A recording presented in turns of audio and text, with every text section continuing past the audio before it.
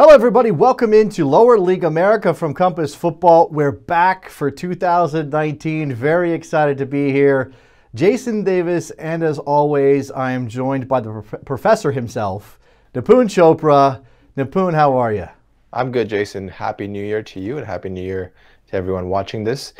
Jason, something very exciting happened since the last time we recorded, which is that you got married. So congratulations. Oh, I was going to say that you got a haircut. That's what I thought was the most exciting thing since we. But thank you for your kind words. Yes, I did get married, and I'm very excited to be married and doing this program again. There's a lot to cover in Lower League America at the moment, and we thought we'd start off the new year, Nipun, with some engagement. That's the lingo that they use these days. We asked the listeners, the viewers, to give us their questions here as we dive into 2019. There's just too many things to really focus on one story, and this is a good way to kind of grab bag, collect a bunch of things. Do you want to dive straight in here? You want to do your shout out first? Of course, I want to do my shout out first, Jason. Go for it. So, Jason, my shout out today is FC Wichita, played in the Heartland Conference in the NPSL, a club that's played in the NPSL since 2013. And something I learned before we start recording, Jason, why don't you share your connection with Kansas? Well, I lived in Wichita a couple of different times as a military brat in the 80s and 90s. There was no FC Wichita when I was around, as far as I know, but I'm very glad that the city is represented, and hopefully, a pro team one day, maybe a USL League One team, championship level. Not sure exactly where Wichita falls, but maybe that's a question for a later date. Definitely. All right, so we've got the shout out. Nipun's patented shout out is done. We dive now into our questions. Let's start with Jimmy G_3, James Gottermeyer on Twitter. What is the probability a NISA player gets transferred during the traditional European windows? Assuming the probability is low, what other benefits will NISA have by going to the August to May calendar? And of course, this is because he's asking this question because NISA has actively said they're going to play that August to May calendar. Nipun, what do you think about this from a transfer perspective? Yeah, so the transfer portion, I think, given that NISA is a league that is going to be playing at the Division III level, given that it is a league that will be playing, putatively playing in the fall, we don't even know if that's going to happen. They haven't been sanctioned yet. I think the question about transfers is a good theoretical one, but I think right now the focus for NISA has to be just kicking off. I think it's potential. There's potential there, Jason, for transfers like the ones that NISA has talked about being in the world market for transfers. All of that is exciting, but we are very far away from that. So I don't know. What do you think about that? I mean, I think the probability is low, as James says, and it's why they're doing this. I mean, I think it's just about setting a precedent, and maybe long term, you hope you get to a place where you're developing talent, and because the windows line up, it makes it easier to execute a transfer. Again, as you said, we're a long way from that. We haven't seen NISA kick a ball yet, but I get it from they're trying to make themselves attractive, and it is a way to stand out. And yeah, exactly. It's to stand out because, there is the USL pyramid, which is forming slowly but surely. And the NISA side of it is kind of a more NASL-ish side. What I mean by that is that they're going to try to have certain characteristics that separate them from USL. And I think this winter calendar, so to speak, will be one of those things. And if it's successful, it will maybe be the start of something new. But of course, there are some serious considerations with playing in Minnesota in December. Let's go to question number 2. This is from D. Nimajan. I may butcher your name. It's Dan. Dan says, if USL will implement pro-rel, open market, financial fair play in 5 years, can they be more attractive than Major League Soccer? That's a big ask, Nipun. What do you think? I as a lower league fanatic, I wish the answer was yes. I don't think the answer is yes, because as long as MLS has top billing, as long as MLS has the greatest expansion fees, as long as MLS is the attractive team in town, as long as MLS can take teams from USL, they will remain the top dogs in the country.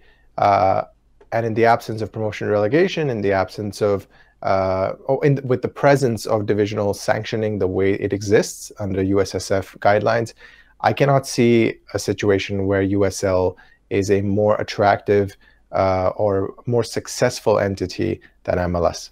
Yeah, look, I mean, I think maybe Dan is asking about ownership or investment. I'm not sure. Certainly from a player perspective, I can't imagine it being all that more attractive. I mean, it could conceivably be if it's their free agency and they don't have limits on spending. But in terms of investment, Major League Soccer is attractive to investors specifically because it's shared risk, it's single entity. Those things play into MLS's advantage. So I don't think 5 years is the limit. I mean, is a reasonable thought as to USL being more attractive. If we're talking 50 do you think 50 ever? Years? Do you think it's ever possible that USL would be able to compete with MLS? I think ever's a very long time, Nipun. So conceivably, yes, USL could be more attractive. I don't know what it would take to get there. And maybe we'll come to some other questions about USL here in a little bit. Let's go to question number 3. This is from Jake, Sports Freak, a Z and an F and an R and a K in there. Obviously, want a lot to talk about the U.S. Open Cup allocations, which will be announced on January 10th. So we're in the past on that. Since we're expecting a major decrease in the amount of amateur teams, he puts that in parentheses. Right.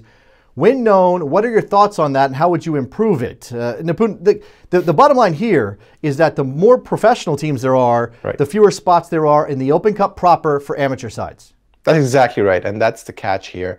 As soon as you are a professional team, you have an automatic entry into the U.S. Open Cup, and really places the burden on amateur teams to go through this complicated qualification process that starts the previous season. So for example, for U.S. Open Cup 2019, the qualification started in 2018, in early 20 or mid 2018, and by the way, I would recommend you follow Jake because he's done some great coverage on the U.S. Open Cup and asked a lot of good questions about the way the U.S. Open Cup is set up. What I think about it is that it is time to revisit this. It is something that the USSF and USASA has to look at and talk about how to solve this issue. Because if NISA comes into existence, obviously NISA teams will not play U.S. Open Cup because they have not met the deadline. But once NISA teams come into existence, NPSL Pro teams come into existence, and who knows what other league we'll have in 2019, Jason, it means even less spots for amateur teams. So I think it's time to revisit this. It was one of the things I asked President Cordero via email, but that's another story. The point is we need to revisit this qualification. It was good the way it was, Jason, but now with the number of teams increasing, the number of leagues increasing, it has to be rewritten. Let me just cross the streams briefly here, not necessarily related to this question, but you mentioned NISA, you mentioned the Open Cup. They're not going to make the deadline. But remember, if NISA plays that August to May schedule, they'll be technically in their off season when a lot of those U.S. Open Cup games are happening in the summer. That would be an interesting development for NISA because they're certainly going to want to value the U.S. Open Cup. All right, let's go to question number 4. This is from Andrew, Eternal Rhino 15 on Twitter. Why isn't more of the lower league American soccer world excited for USL to go to promotion relegation, start a D1 league, and challenge MLS in the next 10 years? That's, again, a big ask, Nipun. I love that question, to be honest with you, Jason. So the question is, why aren't more people wanting this to happen? Why is everyone so jaded like I am? I think it's because it's been talked about for so long now, since the beginning of the NASL. There was conversations about promotion, relegation, and etc. We've got a lot of lip service, and we've never got any sort of plan to make it happen, right? And we've got these little hints here and there, Jason. So when last year when we heard that USL was rebranding the Championship and League One and League Two, why would they be doing that if it's not because of promotion, relegation? So there are all these anecdotal stories and events that get us all excited, but there's never been a real plan. And the biggest thing, Jason, and you know this better than anyone, the way the USSF pro standards are written, it makes promotion relegation a very difficult concept to implement. Yeah, I think there are a couple of things that work when we're talking about promotion relegation. That may be bigger than Andrew's question, but you've got the laws of the land when it comes to business and competition and restraint of trade that would come into play, I think, if anybody tried to dictate across the board. So you're going to have pieces that maybe don't get involved in pro rel. Andrew's asking why USL why people aren't advocating for USL to maybe challenge MLS at some point, put in pro-rel and prove it can be done, and challenge MLS. And again, we go back to the question of ever. Maybe one day they'll do that. I think a lot. I don't know about lower league American soccer fans. I think a lot of them just want their clubs to survive. I mean, I think there obviously is a subset who want to see challenges to the status quo and things like that. And I understand that for some of them, but others, it's just a matter, let's play some games, let's find a league to exist in for a while. Let's not change leagues every 3 or 4 years. Let's not see things blow up and have to start over. So I think that's the biggest thing here for me. And there's been, to jump off on the second part of his question that you just answered, there has been a lot of speculation, and a lot of people in lower division soccer believe that USL will eventually turn heel, using a WWE term, and backstab MLS and compete with them the way it always happens. Yeah, it always. This is American soccer. It's the way of the world when it comes to American soccer. So I am very skeptical of that happening. I just don't see a way by which USL, the way it is, unless it's bought out by a different entity or there's different people running it. Who knows if that might change things? But as things stand, as USL is now, owned by the Papadakises and run by Jake Edwards, etc., I don't see a way by which they take that risk, because they're doing well. They're on an upward trajectory. Grant Wall had a great interview with Jake, and he pointed out the expansion fee has gone up from 300,000 to 7 million. They're on an upward trajectory. I think the heel turn would set them back the way NASL leaving them did. They may only get there if they run up against the ceiling, and right now they haven't hit their ceiling. Question number 5 from Harry Rammin Cole on Twitter. With the super expansion of lower leagues, how do we sustain teams? UPSL 300 plus, NISA, NPSL Pro, all USL levels, long term, ... And those dots say a lot. Yeah. First of all, shout out to Harry. He's one of the most passionate lower division supporters there is. He listens to literally every podcast out there. It's incredible how much news about lower division soccer he consumes. In order for all of this to be sustainable, we need more Harrys. We need more Jason Davises. We need people to put their effort and passion. And of course, we need more, even more important than that, we need more investors. All of this needs to happen in order for all of this to be sustainable, because I think what Harry's getting at is there's been a lot of expansion, and is this a moment in time, or is this a sign of true growth of the sport? And it's hard to know until we get to 3 or 4 years from now, because all of these have such fluctuations that may or may not mean anything. Right. So I guess the short answer to that question is we need more people to love the sport of soccer and support it financially and emotionally and all of that stuff for all of those leagues that Harry mentions to be successful. We need more players. We need teams to be financially responsible. That means owners have to be financially responsible. We need people setting the tone in that direction. Hopefully love of the game drives a lot of this. It's just a lot of variables. TV rights, sponsorship, all that stuff needs to continue to grow. And by the way, just a reminder, I wrote an article on this back on Sock Takes that asks if Division II soccer, the explosion, is a shepherd tone. In other words, is it just going to collapse eventually, or is it a real sign of growth? And the short answer of a very long article was that we just don't know yet. We don't know. Question number 6 from Trevin B. From a player's perspective, why would he sign with USL League One, NISA, or one of the NPSL clubs in the Founders Cup? What are the advantages or disadvantages of each from a player's point of view? This is a big question. This is a whole show, Nipun. Yeah, this is. The one that, as an immigrant, the one that pops out right away at me is the visa issue. So the players playing in the NPSL at the amateur level, even though they'll be playing in a professional cup, it's not a professional league. It's Founders Cup is just an extension of NPSL as it stands now. I think for them to get visas to play is going to be very complicated, because it is not a professional league. And some of the way the visa language is written out for those P1 visas, I think it would eliminate players, from my understanding at least, from playing for in those NPSL pro teams with those visas. So that's one factor. Obviously, wages, right? How much you're getting paid every month is a big one. And as things stand, USL Championship is going to be the top dog in town. USL League One is now signing a bunch of players that played in USL Championship last year and kind of at the end of their career. So we're seeing a kind of a upward shift in the average age for USL League One, which is fine. You want those players to have a home. So, you know, wages, visas, stability is another big one. Obviously, with USL League One and USL Championship, Jason, you're going to assume a little more stability than you will with NPSL Pro, which is a bit of an unknown at this point. So I think those are the newness. Sorry to interrupt there, Nipun. The newness of it, certainly contract language, guarantees, those kind of things. Question number 7.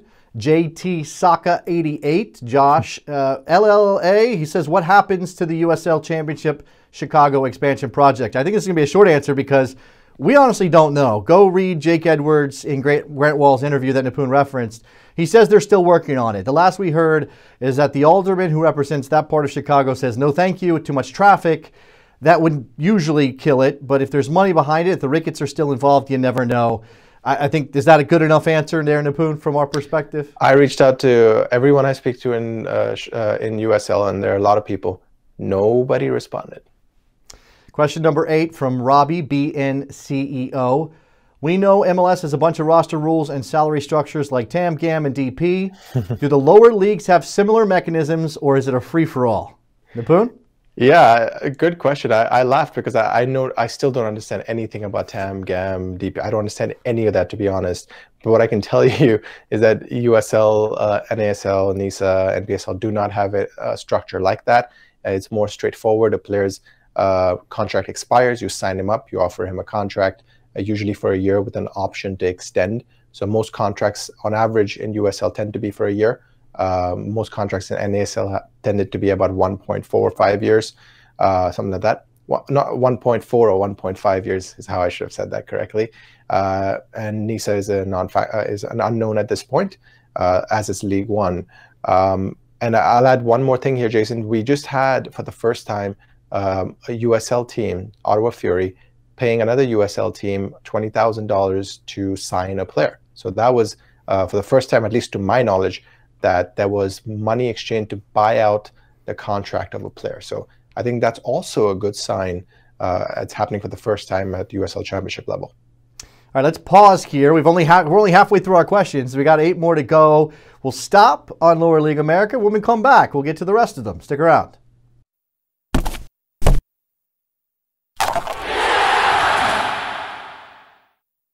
Back on Lower League America, it's a listener-viewer. It's viewers. It's not a podcast. I'm come from the podcast world, Nipun. I'm so used to listeners. This is viewers. Hello. You definitely have the face for video, Jason. I promise. Oh, you're too kind, Nipun. So do you. I didn't mean it.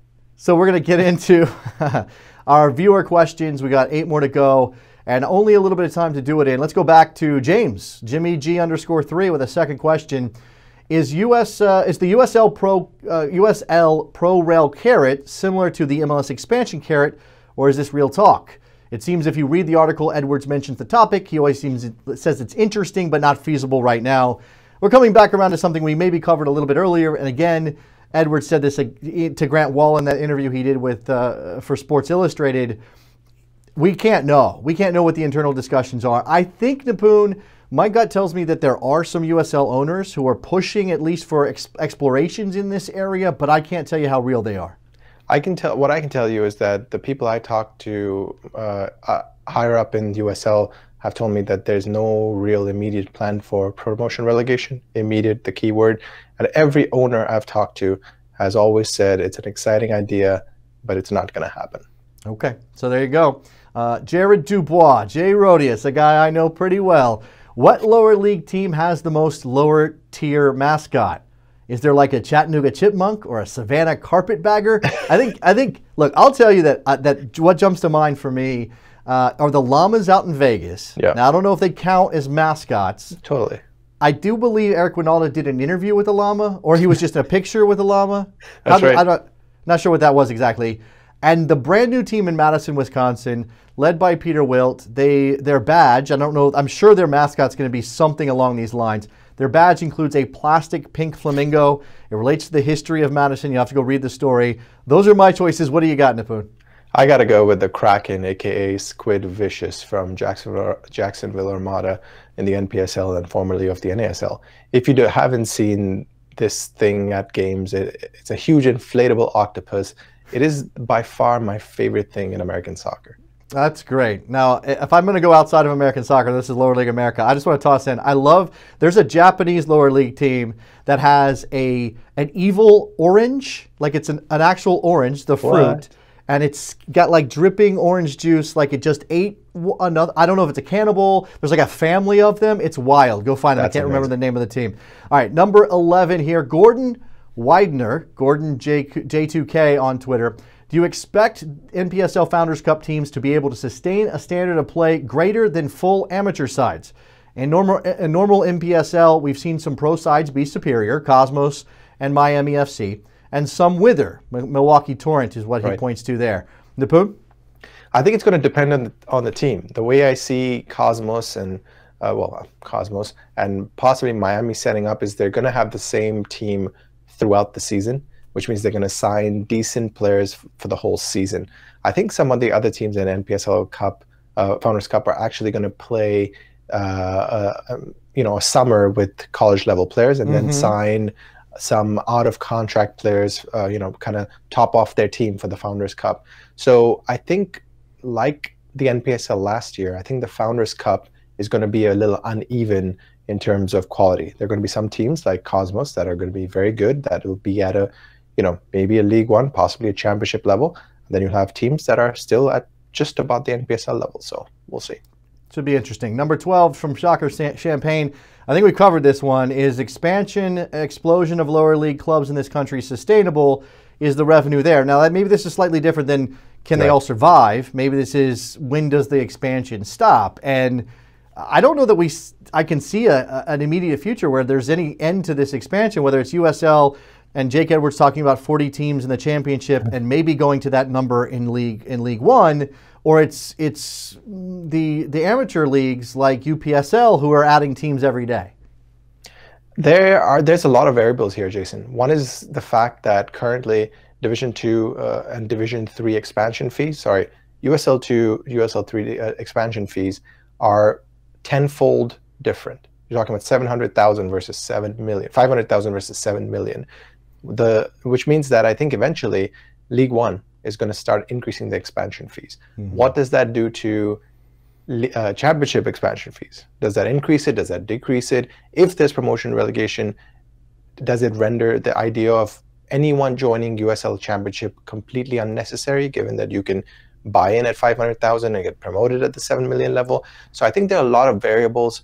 The question that he asked is there still revenue? I think there is revenue, but I don't think it's nearly enough. No. My reporting and others have shown that all these teams are hemorrhaging money. Every year, these owners are losing between 2 and 5 million a year at the D2 level. And it's only going to get worse with the expansion fee increasing. So there's revenue. It's not enough. And that's the biggest area of concern for sustainability. Go back and watch our episode on the MLS carrot and expansion and how that plays into, and we just seen it, and I know this isn't on our list here in Nipun, but we just seen it in Indianapolis. I can't imagine that the new bid and the new stadium plan in Indy isn't connected to the idea of trying to get to MLS and be sustainable, because otherwise there's going to be an end to that team at some point just based on the revenue. I hate to say it to Nipun Chopra, noted Indy 11 supporter, but there it is. Let's just say, Jason, there's a future Indy 11 heavy episode of Lower League of America coming. There you go. Gus Macker 1, sanctioning USL 2. What's up with that? Are they sanctioned? Do they need to be? He means League 1. Yeah. And there's a good thread on Twitter in which this question seems to have been answered. But Nipun, what do you understand about sanctioning for League 1? Yeah, so League One sanctioning is pretty much a done deal. I don't think it's been announced, at least not to my knowledge, but when I reached out to USSF, they intimated to me that it's pretty much a done deal. USL insiders have told me that's pretty much a done deal. So they will be a Division 3 league in 2019. Okay, number 14, this is from Milad Mazari. I'm going to, again, apologize if I get your name wrong. What USL expansion club, Championship or League One, are you most excited about? Do you have a USL expansion team you're excited about, Nipun? So I'm going to cheat here. The one that's already ready for 2019 is the one that you mentioned earlier, which is Madison. I'm very excited to see how they do in League One. The one I'm excited about going forward is I want to see how that Eagle Creek plan turns out with the 2020-21 kickoff for USL, because with the Chicago situation very uncertain, Eagle Creek was the other big one that USL has been really bragging about, and I'm even less optimistic about that one. So, but I think if it works out, I think it'll be a fantastic situation with that model of ownership. I'll shine some spotlight on the South Georgia Tormenta. I mean, Nice. that's kind of off the beaten path, not in a market that most people would think of as vibrant for soccer, but Statesboro, they're very confident of their plan there. So I'm excited to see what South Georgia Tormenta do. And they've been very nice to me. So there you go. Number 15, this is from Brian Mutterspa, BMut46. Are the current USL League One teams in markets that meet US Soccer D2 standards? If not, how would this affect Pro-Rel for USL? And that's, this is PSL, Professional League Standards, sanctioning. If you do have Pro-Rel, do you give waivers to teams that move up a division but don't meet that market size requirement, Nipun?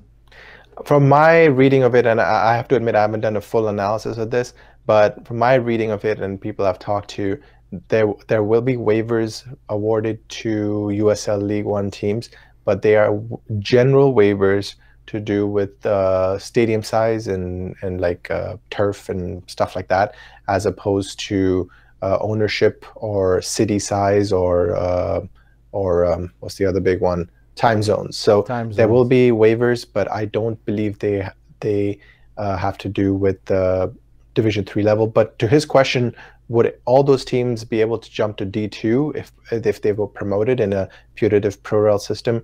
I do not think so. I don't think Tormenta, for example, would meet those requirements. I think Madison would.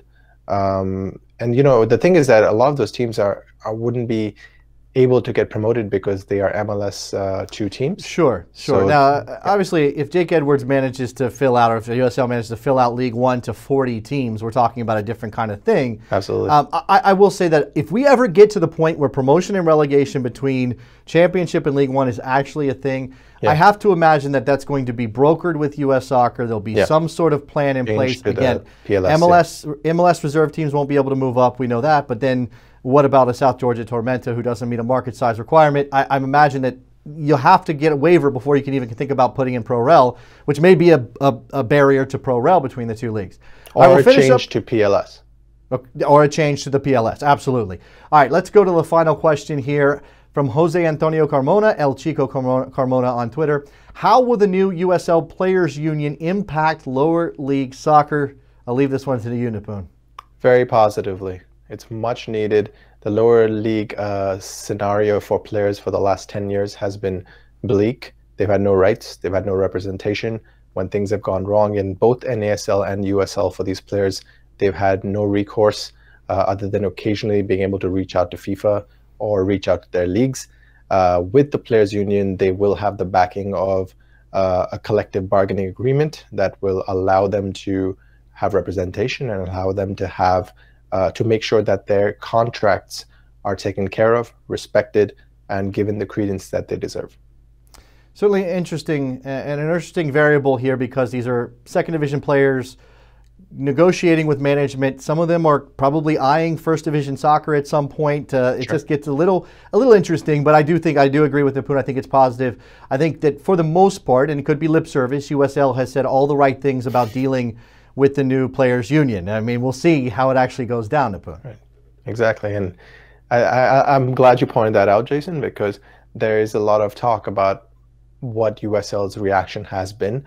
To their credit, publicly, they've been very supportive, but I think behind the scenes, there are some owners who are worried about what this will mean with wages and sustainability, etc. You get guaranteed contracts, get rising wages. It puts more financial pressure on lower league teams. Exactly. And now, so many questions to answer and ask. And Nipun, we did 16 questions. I think we did a pretty good job there. I want to thank you for getting back. New year, new show. Nipun Chopra, any parting words for our viewers as we exit here? We're back on this horse. We will be back soon to record another episode. And thanks for watching.